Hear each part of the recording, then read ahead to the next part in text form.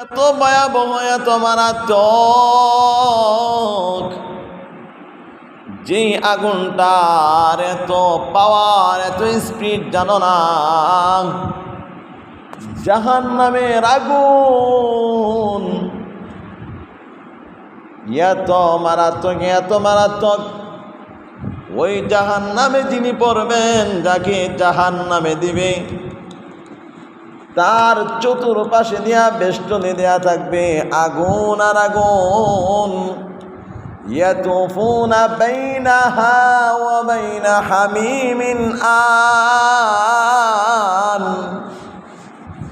আল্লাহ পাক পবিত্র কালামুল্লাহর সূরাতুর রহমানে বলে দিয়েছেন জাহান্নামের আগুনের কথা।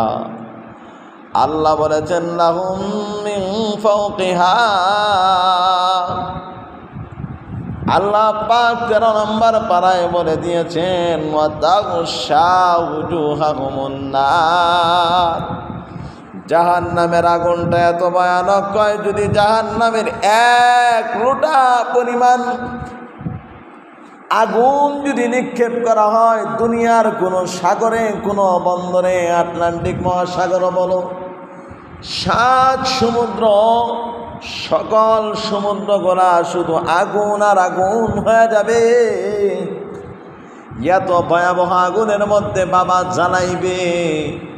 ও মুরব্বী বাবা, ও সমাজের যুবকরা রে, আল্লাহ পাক যে আগুনের মধ্যে জ্বালাইবে, ভাত রান্না করলে যেমন চাউলগুলা উপরে উঠে আবার নিচে নামে লড়াচড়া করে, জাহান্নামে একটা গুনাহগার এরকম লড়াচড়া করবে, মরবে না, মরবে না, ওখান থেকে সরতেও পারবে না। ডানে যাইবে আগুন, বামে যাইবে আগুন, চতুর কিনারায় শুধু আগুন আর আগুন। ওই আগুন থেকে বাঁচতে হলে